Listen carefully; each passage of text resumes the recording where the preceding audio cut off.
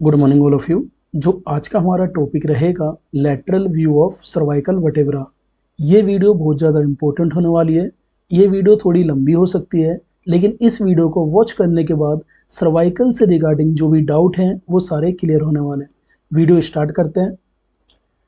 सबसे पहले हम बात करते हैं कि जो डेफिनेशन होगी lateral view of cervical vertebra की वो होगी क्या।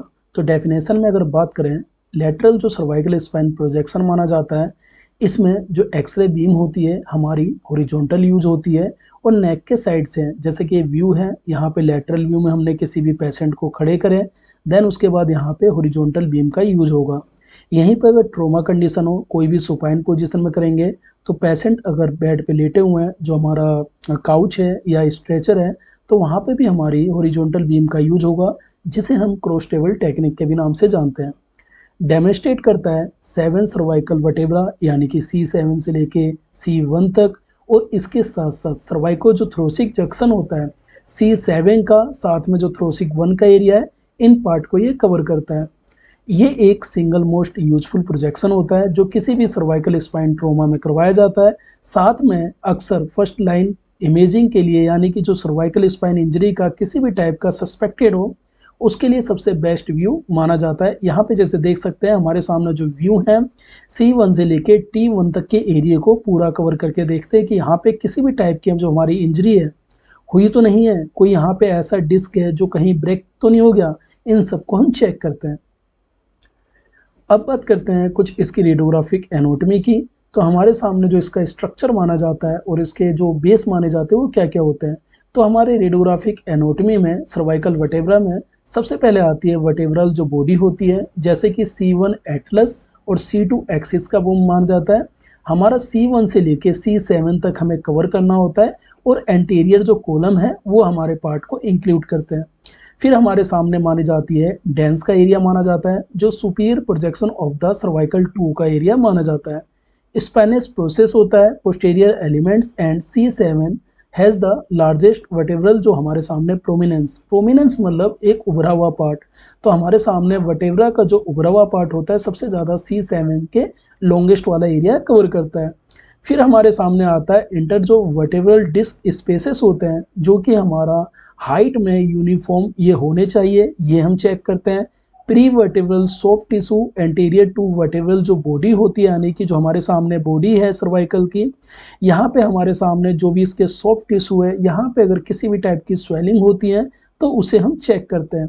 सर्वाइकल 7 से लेके थ्रोसिक जो 1 के जंक्शन, यानी कि सर्वाइकल का जो हमारा बेस है और जो थ्रोसिक का है, जो इसके बीच में जो जॉइंट का जो जंक्शन है, वहाँ पे हम इसे अक्सर इंक्लूड करते हैं। अक्सर क्या होता है कि ये व्यू करते समय हमारे सामने मिस हो जाते हैं, तो कभी भी व्यू को करते समय हमें कोशिश करनी चाहिए कि जो C1 से लेके हमारा T1 तक का एरिया पूरा कवर होना चाहिए।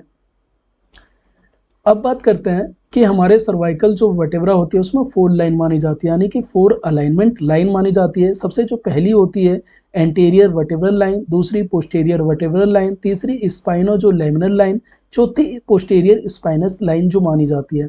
अगर हम पहली बात करें, अगर हमारे सामने एक ये सपोज एक हमारे सामने वर्टेब्रा होगी, 7 वर्टेब्रा हमारे सामने होगी, और ये एंटीरियर पार्ट हो गया और हमारे सामने ये पोस्टीरियर पार्ट हो गया, तो जो एंटीरियर वर्टेब्रल लाइन है ये anterior margin of the vertebral body, यानी कि जो बॉडी है यहाँ पे एक स्ट्रक्चर से मैच करते हैं। ये हमारी सबसे फर्स्ट वाली होती है एंटीरियर जो वर्टेब्रल लाइन मानी जाती है। दूसरी होती है posterior vertebral body. Vertebral body के जो पोस्टीरियर मार्जिन एरिया होता है, यानी कि जो मार्जिन वाला है पोस्टीरियर पार्ट, वहाँ से इस लाइन को हम चेक करते हैं। जस्ट लाइक अ स्पाइनल जो कैनाल्स एंटीरियर वॉल को माना जाता है। स्पाइनो जो लेमिनल लाइन होती है, बेस ऑफ स्पाइनस जो प्रोसेस होता है उस बेस पे स्ट्रक्चर होता है, थर्ड लाइन मानी जाती है जो मैच करता है। फिर हमारे सामने आती है स्पाइनस जो लाइन होती है, टिप्स ऑफ स्पाइनस प्रोसेस, ये हमारी लास्ट वाली लाइन जो होती है उस बेस पे माना जाता है। तो ये हमारी 4 टाइप्स की लाइन होती है जो हम व्यू को करते समय देखते हैं। इस 4 के बेस पे क्या होता है उसे समझते हैं। अगर ये 4 लाइन जो आपके सामने स्मूथ है या अनब्रोकन जो कर्व हो रखी है, तो यहाँ पे कहीं ना कहीं किसी भी लाइन का डिसरप्शन हो रहा होगा, तो ये इंडिकेट करता है कि वहाँ पे इंस्टेबिलिटी होने के चांस है या फ्रैक्चर होने के बहुत ज़्यादा चांस माने जाते हैं। अब समझते हैं जो इसकी इम्पोर्टेंस है वो इम्पोर्टेंस क्या है। सबसे पहले फर्स्ट लाइन इमेजिंग इन ट्रॉमा प्रोटोकॉल, यानी कि किसी भी ट्रॉमा कंडीशन में फर्स्ट लाइन इस एक्सरे माने जाते हैं, जैसे कि आरटीए, रोड ट्रैफिक एक्सीडेंट हो गया, फॉल फ्रॉम हाइट, किसी भी हाइट से गिरना हो गया, या स्पोर्ट्स इंजरी की वजह से किसी भी टाइप का फ्रैक्चर हो गया, उसमें सबसे ज़्यादा इंपॉर्टेंस माने जाते हैं।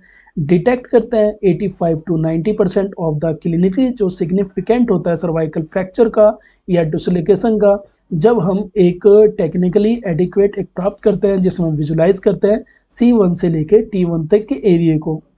असिसमेंट करता है स्पाइनल जो अलाइनमेंट एंड स्टेबिलिटी को, साथ में इवेल्युएट करता है प्री वर्टेब्रल जो सॉफ्ट टिश्यू स्वेलिंग होती है, यानी कि एक इसका बेस होता है। अगर हम C2 पे बात करें तो C2 पे ये जो रेंज होती है 7 mm होती है, और C हमारे C6 एंड C7 पे होती है 20 mm इसकी रेंज होती है एडल्ट में।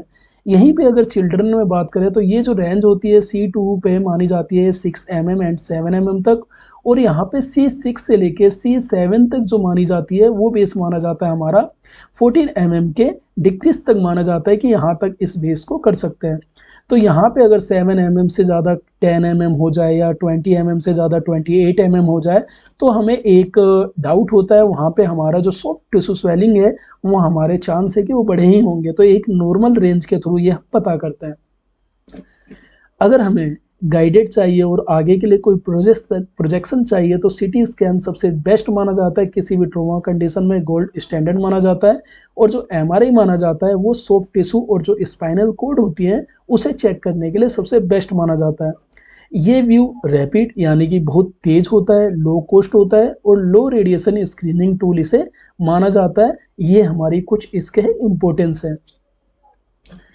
अब बात करते हैं जो इसके इंडिकेशन होंगे और जो कॉन्ट्रा इंडिकेशन होंगे क्या। सबसे पहले इंडिकेशन की बात करें तो ट्रोमा कंडीशन में जैसे RTA, road traffic accident, fall गिरने की वजह से, स्पोर्ट इंजरी, किसी भी खेलते समय स्पोर्ट्स में इंजरी हो रखी हो, या डाइविंग एक्सीडेंट की बेस पे ये हमारे इंडिकेशन माने जाते हैं। जब ऐसा कोई केस हो तो हमें सर्वाइकल का लैटरल एंड एपी व्यू करवाना होता है, और इसके साथ साथ इसके कुछ मॉडिफाइड व्यू हैं जो 6 से 7 टाइप के हैं। हम कोशिश करेंगे कि डिटेल में एक एक करके सारे व्यू को हम 7 टाइप के जितने भी व्यू हैं उन सबको हम समझाने की कोशिश करें। दूसरा जो पॉइंट होता है, यहाँ पे अगर नेक में बहुत ज़्यादा पेन हो रखा हो, उसके साथ साथ न्यूरोलॉजिकल किसी भी टाइप का सिम्टम हो, जब इस व्यू को देखते हैं, जैसे हमारे सामने आता है रेडियो, जो हमारे सामने रेडी कुलोपैथी एरिया आता है। ये जो रेडिकुलोपैथी जो है एक स्पाइनल कंडीशन होती है जो कि इन्वॉल्व करती है प्रेशर और इन्फ्लामेशन को, नर्व रूट जो कि ओरिजिनेट होती है स्पाइनल कॉर्ड के अंदर में। किसी भी टाइप की वीकनेस होना, किसी भी टाइप की जो नमनेस होती है, उस बेस पे हम इस व्यू को चेक करते हैं। फिर हमारा जो थर्ड बेस माना जाता है सस्पेक्टेड फ्रैक्चर माना जाता है या किसी भी टाइप का डिसलोकेशन माना जाता है। प्री एनेस्थेसिया असेसमेंट में ट्रोमा और इमरजेंसी कंडीशन में चेक करने के लिए, डीजनरेटिव डिजीज हो इवेलुएट करने के लिए, जैसे स्पॉन्डिलोसिस और डिस्क स्पेस नैरोइंग हो रही हो। नैरोइंग मतलब अपने पार्ट से सिकुड़ जाना, या कंप्रेशन जिसे बोलते हैं कि जाते जाते जाते जाते एक कंप्रेशन हो जाना। और नैरोइंग यहाँ पे एक नॉर्मल कंडीशन है और आगे की तरफ चल के ये अपने आप नैरोइंग होने लगती है। फिर माना जाता है पोस्ट रिडक्शन, साथ में पोस्ट सर्जिकल फॉलोअप के लिए कंजेनिटल एबनॉर्मलिटी जो इवेल्युएट करने के लिए इस व्यू को हम करते हैं। जो आपके सामने बेस है ये ऑलमोस्ट 50 से 70% तक हमारे बेस में देखने को मिलते हैं। 30% और भी एडवांस हो सकते हैं, हो सकता है बाय बर्थ कोई कंडीशन हो जब इस व्यू को करते हैं, हो सकता है कि अचानक से बहुत ज़्यादा सोए में गर्दन में मोसी आ गई हो, सब लक्सेशन हो गया हो जब इस व्यू को परफॉर्म करते हैं। फिर हम अगर बात करते हैं कॉन्ट्रा इंडिकेशन की, तो कॉन्ट्रा इंडिकेशन का जो बेस माना जाता है एक अनस्टेबल फ्रैक्चर, जहाँ पे जो मूवमेंट हो इरेक्ट पोजीशन के अंदर में वो ना हो सके, तो वहाँ पे हम स्पाइनल कॉर्ड इंजरी को देखते हुए cross table horizontal beam lateral technique का यूज करते हैं किसी भी सुपाइन पोजीशन में। प्रेगनेंसी में अगर कोई प्रेग्नेंट हो वैसे तो अवॉइड करते हैं, लेकिन बहुत ज़्यादा ज़रूरी हो तो डॉक्टर की सलाह के बाद हमें लीड शील्डिंग के यूज के द्वारा उस व्यू को परफॉर्म करना होता है पूरा। अगर ये हमारा बॉडी का पार्ट है और ये हमारा नेक का पार्ट है, तो जो हमारा पार्ट होगा ये नीचे का शोल्डर से लेके हमारा पेल्विक का नीचे जो प्राइवेट पार्ट है वहाँ तक के एरिया को कवर करेंगे। देन उसके बाद सर्वाइकल स्पाइन इंजरी को हम चेक करेंगे। इन एबिलिटी हो या जो हम बोलें कि जो जैसे कि होल्ड ना कर पाए, जैसे यंग चिल्ड्रन हो या कंसेंसनेस कोई भी तरह के पेशेंट हो, तो उस कंडीशन में हम एक जो इमोबिलाइजेशन जो हमारे सामने डिवाइस होता है, जैसे कि हमारा स्कल यूनिट होता है या हमारे सामने जो कॉलर बेस होता है या नेक ब्रेस होता है, उसका यूज करके हम इस व्यू टेक्निक का यूज कर सकते हैं। अक्सर हो सकता है कि जो व्यू है वहाँ पे ज़्यादा हमें फ्लेक्स नहीं करना चाहिए, ज़्यादा एक्सटेंशन नहीं करना चाहिए। इस टाइप की सस्पेक्टेड जो हमारे सामने अनस्टेबल इंजरी है, ये बहुत ज़्यादा फ्रैक्चर को नुकसान पहुँचा सकती है। तो हमारे सामने ये व्यू थे इंडिकेशन और इसके व्यू थे कॉन्ट्रा इंडिकेशन। अगर वीडियो को हम और आगे बढ़ते हैं तो ये वीडियो बहुत ज़्यादा लंबी हो जाएगी। सो अभी तक जो हमने इस टॉपिक में कवर करें, हमारे सामने डेफिनेशन सर्वाइकल का क्या क्या बेस होता है, डेफिनेशन क्या होती है, फिर हमने बात करें स्ट्रक्चर और जो हमारे सामने डिस्क्रिप्शन है वो क्या होंगे, फिर 4 अलाइनमेंट लाइन, साथ में इंपोर्टेंस क्या होती है, इंडिकेशन क्या होते हैं और हमारे सामने कॉन्ट्रा इंडिकेशन क्या होते हैं। आई होप ये वीडियो अभी तक अच्छी लगी हो। जो इसका नेक्स्ट पार्ट है वो हम कल वाली वीडियो में अपलोड कर देंगे, जो कि हमारी दोनों वीडियो मर्ज हो जाएगी और आप बेटर तरीके से इस व्यू को सीख सकेंगे। जो भी व्यूवर, जो भाई, जो बहन यहाँ तक पहुँचे हैं, इस वीडियो को डिटेल में देखना। कई सारे पॉइंट हो, अगर आप स्किप करके देखते हैं तो कई सारे पॉइंट मिस हो सकते हैं। मिलेंगे नेक्स्ट वीडियो में। Thank you.